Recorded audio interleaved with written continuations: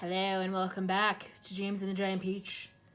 We left off, I believe, with chapter 25. Yes, chapter 25. Let me double check. I think we read through chapter 24. Yes, we did. So we need to start with chapter 25. Okay. Yalla. Children. Friends. Young and old.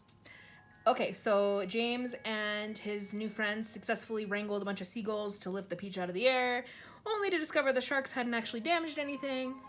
And they were seen by a captain of a ship who everybody thinks must be Cray. So now let's see what happens next with chapter 25. Chapter 25. James didn't want the earthworm and centipede to get into another argument, so he quickly said to the earthworm, "Tell me, do you play any kind of music?" "No, but I do other things, some of which are really quite extraordinary," the earthworm said, brightening. "Such as what?" asked James. "Well," the earthworm said, "next time you stand in a field or in a garden and look around you, then just remember this, that every grain of soil upon the surface of the land, every tiny little bit of soil that you can see, has actually passed through the body of an earthworm during the last few years. Isn't that wonderful?" "It's not possible," said James. "My dear boy, it's a fact." "You mean you actually swallow soil?" "Like mad," said the earthworm proudly, "in one end and out the other." "But what's the point?" "What do you mean, what's the point? Why do you do it?" "We do it for the farmers. It makes the soil nice and light and crumbly so that things will grow well in it. If you really want to know, the farmers couldn't do it without us. We are essential. We are vital. So it is only natural that the farmer should love us. He loves us even more, I believe, than he loves the ladybird."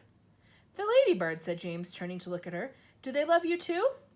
"I am told they do," said the ladybird, answered modestly, blushing all over.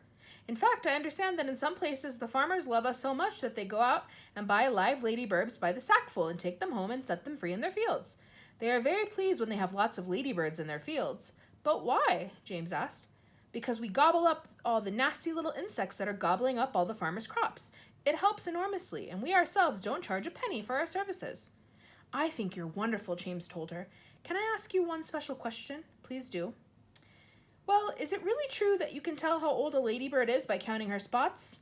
"Oh no, that's just a children's story," the ladybird said. "We never change our spots. Some of us, of course, are born with more spots than others, but we never change them.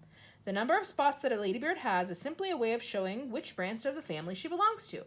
I, for example, as you can see for yourself, am a 9-spotted ladybird. I am very lucky. It is a fine thing to be." "It is indeed," said James, gazing at the beautiful scarlet shell with the 9 black spots on it. "On the other hand," the ladybird went on, "some of my less fortunate relatives have no more than 2 spots together on their shells. Can you imagine that? They are called 2-spotted ladybirds, and very common and ill-mannered they are, I regret to say. And then, of course, you have the 5-spotted ladybirds as well. They are much nicer than the 2-spotted ones, though I myself find them a trifle too saucy for my taste." "But they are all of them loved?" said James. "Yes," the ladybird answered quietly, "they are all of them loved." "It seems that almost everyone around here is loved," said James. "How nice it is." "Not me," cried the centipede happily. "I am a pest, and I am proud of it. Oh, I am a shocking, dreadful pest." "Hear, hear," the earthworm said. "But what about you, Miss Spider?" asked James. "Aren't you also loved in the world?" "Alas, no," Miss Spider answered, sighing long and loud. "I am not loved at all, and yet I do nothing but good. All day long I catch flies and mosquitoes in my webs. I am a decent person." "I know you are," said James. "It is very unfair the way we spiders are treated," Miss Spider went on. "Why, only last week your own horrible Aunt Sponge flushed my poor dear father down the plug hole in the bathtub." "Oh, how awful," said James. "I watched the whole thing from a corner up in the ceiling," Miss Spider murmured. "It was ghastly. We never saw him again." A large tear rolled down her cheek and fell with a splash onto the floor. "But is it not very unlucky to kill a spider?" James inquired, looking around at the others. "Of course it is unlucky to kill a spider," shouted the centipede. "It's about the unluckiest thing anyone can do. Look what happened to Aunt Sponge after she done that. Bump! We all felt it, didn't we, as the peach went over her? Oh, what a lovely bump that must have been for you, Miss Spider." "It was very satisfactory," Miss Spider answered. "Will you sing us a song about it, please?" So the centipede did. Aunt Sponge was terrifically fat, and tremendously flabby at that. Her tummy and waist were as soggy as paste. It was worse on the place where she sat. "So," she said, "I must make myself flat. I must make myself sleek as a cat. I shall do it without dinner, to make myself thinner, but along came the peach, oh, the beautiful peach, and made her far thinner than that." "That was very nice," Miss Spider said. "Now sing one about Aunt Sponge." "With pleasure," the centipede answered, grinning. And Spiker was thin as a rail, and dry as a bone, only drier. She was so long and thin if you carried her in, you could use her for poking the fire.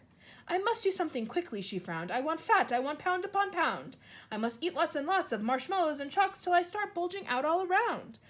Ah, yes, she announced, I have sworn that I'll alter my figure by dawn, cried the peach with a snigger. I'll alter your figure, and ironed her out on the lawn. Everyone clapped and called out for more songs from the centipede, who at once launched into his favorite song of all. Once upon a time, when pigs were swine and monkeys chewed tobacco, all hens took snuff to make themselves tough, and the ducks said quack, quack, quacko, and porcupines drank fiery wines, and goats ate tapioca, and old Mother Hubbard got stuck in the Look out, centipede, cried James, look out! Chapter 26. The centipede, who had begun dancing wildly round the deck during the song, had suddenly gone too close to the downward curving edge of the peach, and for 3 awful seconds he stood teetering on the brink, swinging his legs frantically in circles in an effort to stop himself from falling over backward into space. But before anyone could reach him, down he went. He gave a shriek of terror as he fell, and the others, rushing to the side and peering over, saw his poor long body tumbling over and over through the air, getting smaller and smaller until it was out of sight. Silkworm, yelled James. Quick, start spinning! The silkworm sighed, for she was still very tired from spinning all that silk for the seagulls, but she did as she was told. I'm going down after him, cried James, grabbing the silk string as it started coming out of the silkworm and tying the end of it around his waist. The rest of you hold on to Silkworm so I don't pull her over with me, and later on, if you feel 3 tugs on the string, start hauling me up again. He jumped, and he went tumbling down after the centipede, down, down, down, towards the sea below. And you can imagine how quickly the silkworm had to spin to keep up with the speed of his fall. We'll never see either of them again, cried the ladybird. Oh dear, just when we were all so happy too. Miss Spider, the glowworm, and the ladybird all began to cry. So did the earthworm.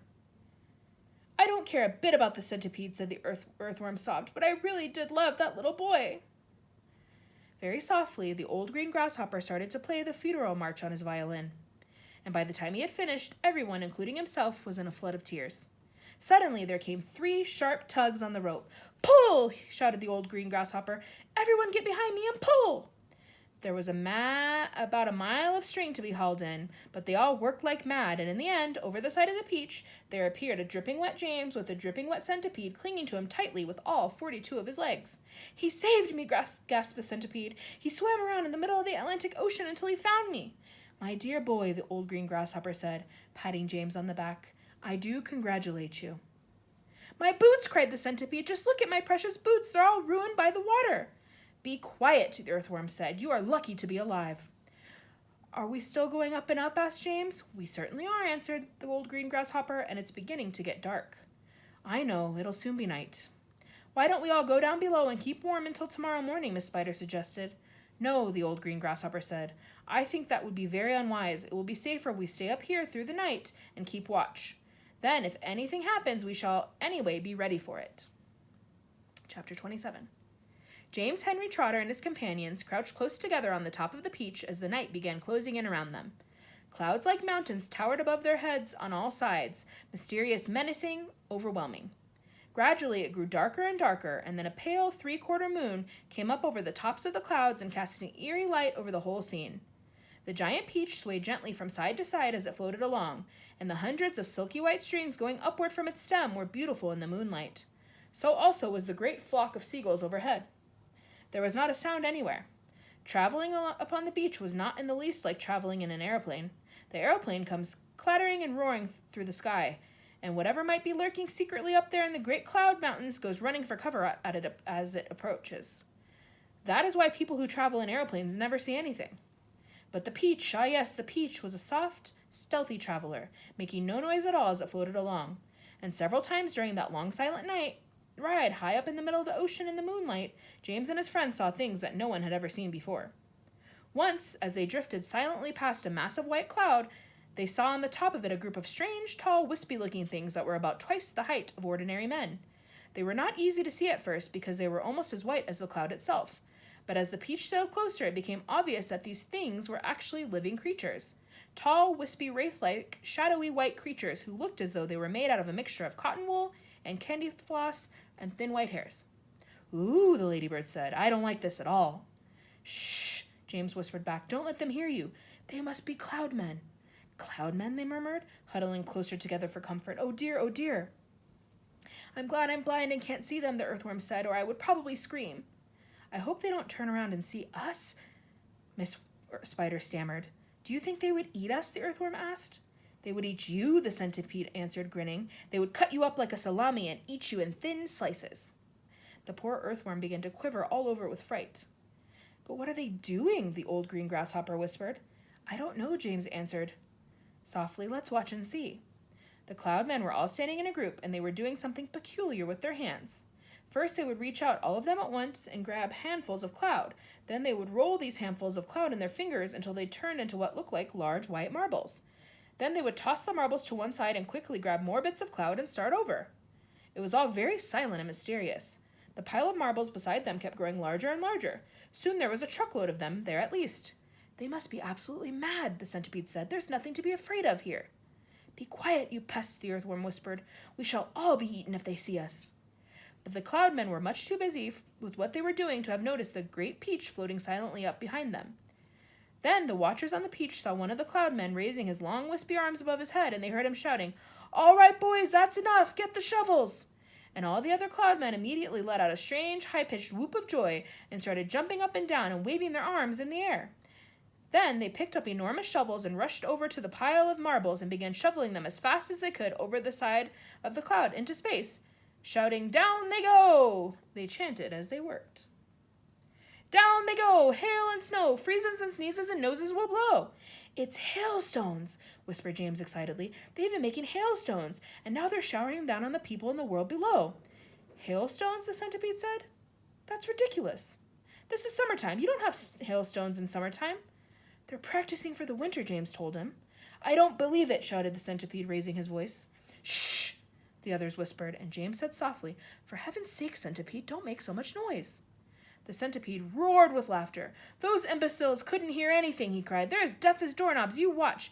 And before anyone could stop him, he had cuffed his front feet to his mouth and was yelling at the cloudmen as loud as he could. Idiots, he yelled. Nincompoops, half-wits, blunderheads, donkeys, what on earth do you think you're doing over there? The effect was immediate. The cloudmen jumped around as if they had been stung by wasps, and when they saw the great golden peach floating past them not 50 yards away in the sky, they gave a yelp of surprise and dropped their shovels to the ground. And there they stood, with the moonlight streaming down all over them, absolutely motionless, like a group of tall, white, hairy statues, staring and staring at the gigantic fruit as it went sailing by. The passengers on the peach, all except the centipede, sat frozen with terror, looking back at the cloudmen and wondering what was going to happen next. Now you've done it, you loathsome pests, whispered the earthworm to the centipede. I'm not frightened of them, shouted the centipede.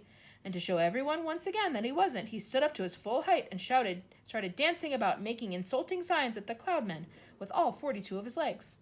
This evidently infuriated the cloudmen beyond belief. All at once, they spun around and grabbed great handfuls of hailstones and rushed to the edge of the cloud and started throwing them at the peach, shrieking with fury all the time. Look out, cried James. Quick, lie down, lie flat on the deck. It was lucky they did. A large hailstone can hurt you as much as a rock or lump of lead if it is thrown hard enough. And my goodness, how those cloudmen could throw! The hailstones came whizzing through the air like bullets from a machine gun, and James could hear them smashing against the sides of the peach and burying themselves in the peach flesh with horrible squelching noises. Plop, plop, plop, plop, and then ping, ping, ping, as they bounced off the poor ladybird's shell because she couldn't lie as flat as the others. And then crack, as one of them hit the centipede right on the nose, and crack again as another one hit him somewhere else. Ow, he cried, ow, stop, stop, stop! But the cloudmen had no intention of stopping. James could see them rushing about on the cloud like a lot of huge, fair, hairy ghosts, picking up hailstones from the pile, dashing to the edge of the cloud, hurling the hailstones at the peach, dashing back again to get more, and then, when the pile of stones was gone, they simply grabbed handfuls of cloud and made as many more as they wanted, much bigger ones now, some of them as large as cannonballs. Quickly, cried James, down the tunnel, or we'll all get wiped out. There was a rush for the tunnel entrance, and half a minute later, everybody was safely downstairs inside the stone of the peach, trembling with fright and listening to the noise of the hailstones as they came crashing against the side of the peach. I'm a wreck, groaned the centipede. I'm wounded all over. It serves you right, said the earthworm. Would somebody kindly look and see if my shell is cracked, the ladybird said. Give us some light, shouted the old green grasshopper. I can't, wailed the glowworm. They've broken my bulb. Then put in another one, the centipede said. Be quiet a moment, said James. Listen, I do believe they're not hitting us anymore. They all stopped talking and listened. Yes, the noise had ceased. The hailstones were no longer smashing against the peach. We've left them behind. The seagulls must have pulled us away out of the way of danger. Hooray, let's go up and see. Cautiously, with James going first, they all climbed back up the tunnel. James poked his head out and looked around. It's all clear, he called. I can't see them anywhere. Chapter 28. One by one, the travelers came out again on the top of the peach and gazed carefully around. The moon was still shining as brightly as ever, and there was still plenty of huge shimmering cloud mountains on all sides. But there were no cloud men in sight now. The peach is leaking, shouted the old green grasshopper, peering over the side. It's full of holes and the juice is dripping out everywhere. That does it, cried the earthworm. If the peach is leaking, then we shall surely sink. Don't be a donkey, the centipede told him. We're not in the water now. Oh, look, shouted the ladybird. Look, look, look, over there. Everybody swung to look around. In the distance and directly ahead of them, they now saw a most extraordinary sight. It was a kind of arch, a colossal curvy-shaped thing that reached high up into the sky and came down again at both ends. The ends were resting upon a huge flat cloud that was as big as a desert. Now what in the world is that? Asked James. It's a bridge. It's an enormous hoop cut in half. It's a giant horseshoe standing upside down. Stop me if I'm wrong, murmured the centipede, going white in the face. But might those not be cloud men climbing all over it? There was a dreadful silence. The peach floated closer and closer. They are cloud men. There are hundreds of them, thousands, millions. I don't want to hear about it, shrieked the poor blind earthworm. I'd rather be on the end of a fish hook and use as bait than come up against those terrible creatures again. I'd rather be fried alive and eaten by a Mexican, wailed the old green grasshopper. Please keep quiet, whispered James. It's our only hope. They crouched very still on top of the peach, staring at the cloud men. The whole surface of the cloud was literally swarming with them. And there were hundreds more up above, climbing down on that monstrous crazy arch. But what is that thing? Whispered the ladybird, and what are they doing to it? I don't care what they're doing to it, the centipede said, scuttling over to the tunnel entrance. I'm not staying up here. Goodbye. But the rest of them were too frightened or too hypnotized by the whole affair to make a move. Do you know what? James whispered. What? They said what? That enormous arch. They seem to be painting it. They've got pots of paint and big brushes. You look. And he was quite right. The travelers were close enough now to see that it was exactly what the cloudmen were doing. They all had huge brushes in their hands, and they were splashing the paint onto the great curvy arch in a frenzy of speed, so fast, in fact, that in a few minutes the whole of the arch became covered with the most glorious colors, reds, blues, greens, yellows, and purples. It's a rainbow, everyone said at once. They're making a rainbow. Oh, isn't it beautiful? Just look at those colors. Centipede, they shouted, you must come up and see this. They were so enthralled by the beauty and brilliance of the rainbow that they forgot to keep their voices low any longer. The centipede poked up his head cautiously out of the tunnel entrance. Well, well, well, he said, I've always wondered how those things were made. But why all the ropes? What are they doing with those ropes? Good heavens, they are pushing it off the cloud, cried James. There it goes. They are lowering it down to the earth with ropes. And I'll tell you something else, the centipede said sharply. If I'm not greatly mistaken, we ourselves are going to bump into it. Bless my soul, he's right, the old green grasshopper exclaimed. The rainbow was now dangling in the air below the cloud. The peach was also just below the level of the cloud and was heading directly towards the rainbow, traveling rather fast. We are lost, Miss Spider cried, wringing her feet again. The end has come. I can't stand it, wailed the earthworm. Tell me what's happening. We're going to miss it, shouted the ladybird. No, we're not. Yes, we are. Yes, yes, no, no, my heavens. Hold on, everybody, James called out, and suddenly there was a tremendous thud as the peach went crashing into the top of the rainbow. This was followed by an awful splintering noise as the enormous rainbow snapped right across the middle and became two separate pieces. The next thing that happened was extremely unfortunate. The ropes that the cloudmen had been using for lowering the rainbow got tangled up with the silk strings that went up from the peach to the seagulls. The peach was trapped. Panic and pandemonium broke out among the travelers, and James Henry Trotter, glancing up quickly, saw the faces of 1,000 furious cloudmen peering down at him over the edge of the cloud. The faces had almost no shape at all, because of the long white hairs that covered them. There were no noses, no mouths, no ears, no chins, only the eyes were visible in each face, two small black eyes glinting malevolently through the hairs. Then came the most frightening thing of all. One cloud man, a huge hairy creature who must have been 14 feet tall at least, suddenly stood up and made a tremendous leap off the side of the cloud, trying to get to one of the silk strings above the peach. James and his friends saw him go flying through the air above him, his arms outstretched in front of him. reaching for the nearest string, and they saw him grab it and cling to it with his hands and legs, and then, slowly, very slowly, hand over hand, he began to come down the string. "Mercy, help, save us!" cried the ladybird. "He's coming down to eat us!" wailed the old green grasshopper. "Jump overboard!"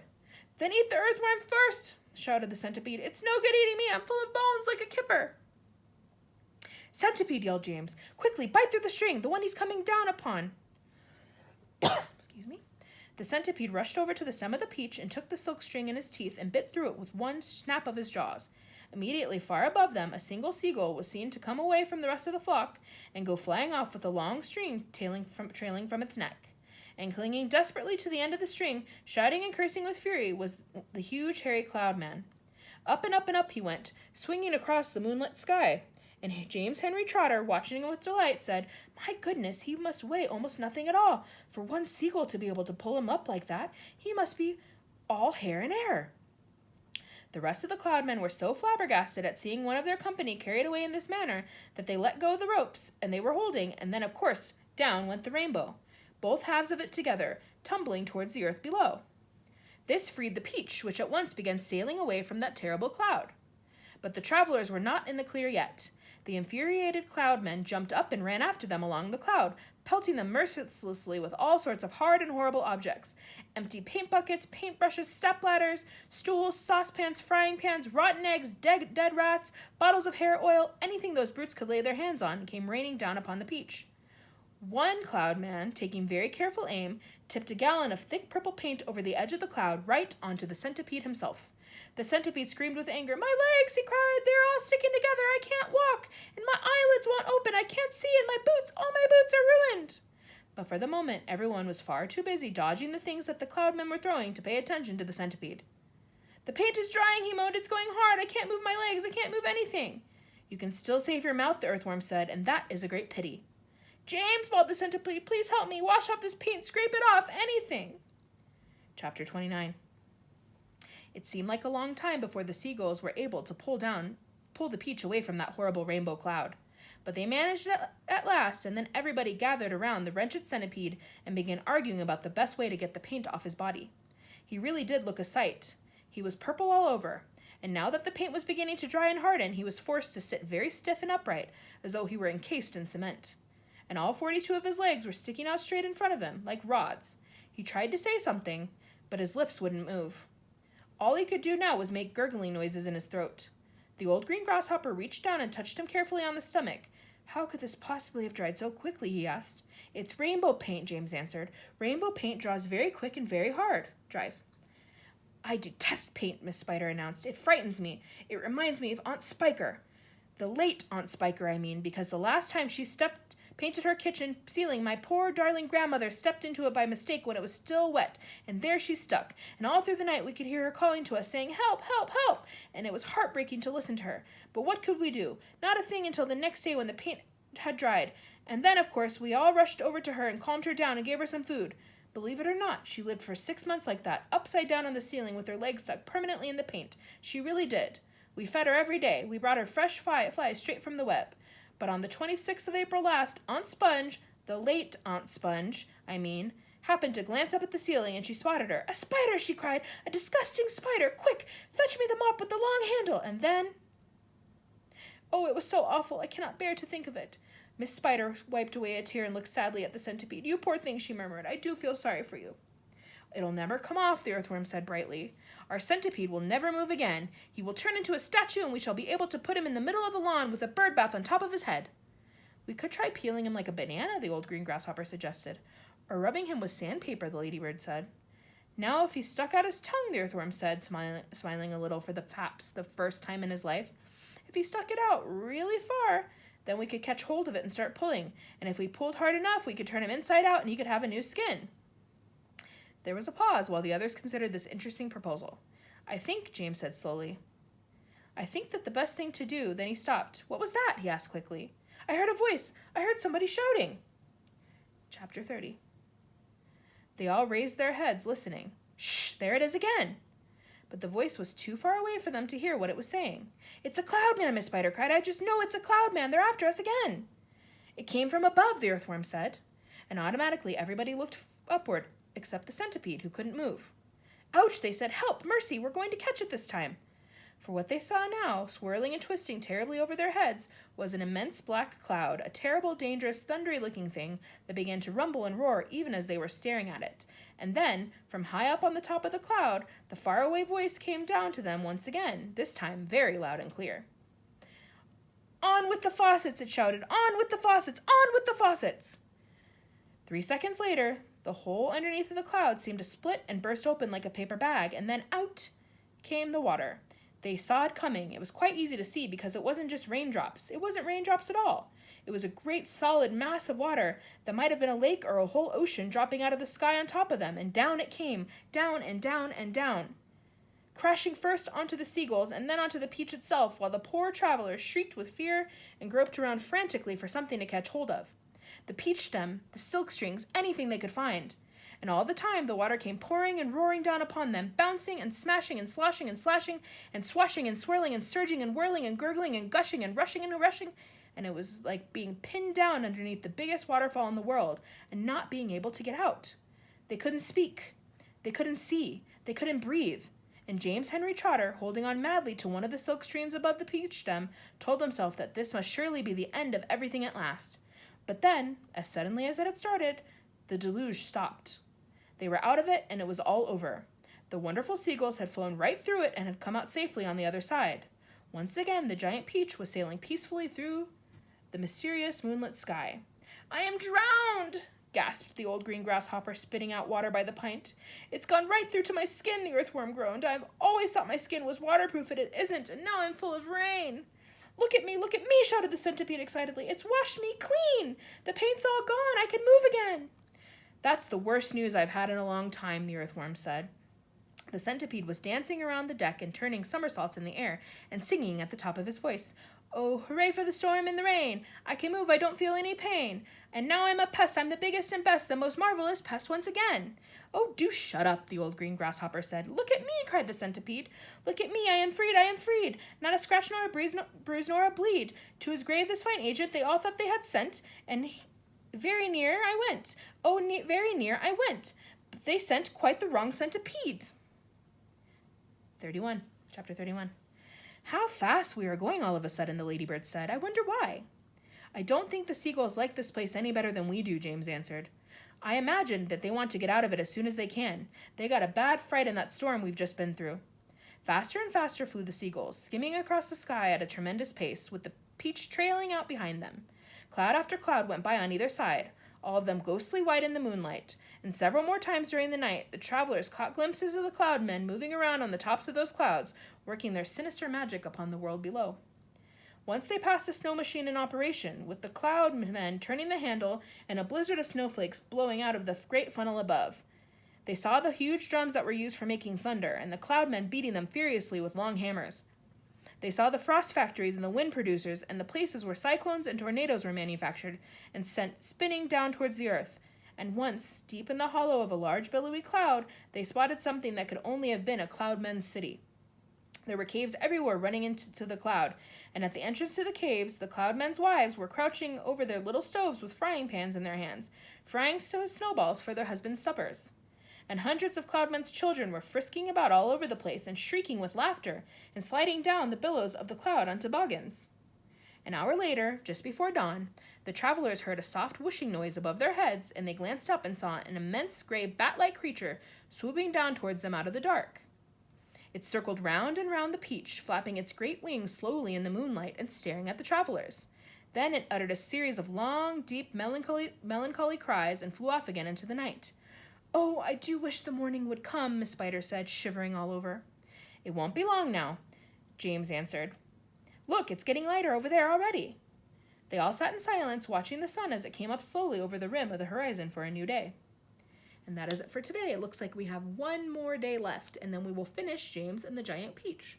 So they ran into the cloudmen. That was a little bit terrifying. Centipede ran his mouth when he shouldn't have and got them all caught up in some trouble. We can learn a lesson from that, right? Sometimes it's better to be quiet, even though you feel like you have something to say. So where do you think that James and his friends, his companions, are going to wind up? Where are they headed? Let me know if you know. I hope you have a great day or night, and I will catch you on the flip side. Assalamu alaikum. Be well, guys.